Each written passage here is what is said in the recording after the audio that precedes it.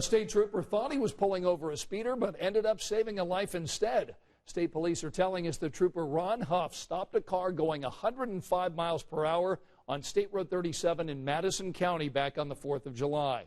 But when the car finally stopped, the driver jumped out and yelled for help, saying his friend was dying. Trooper Huff grabbed his first aid kit, started treating the man who had a 4-inch gash in the side of his neck while they waited for medics. After the victim was released from the hospital, he called Trooper Huff to thank him for saving his life.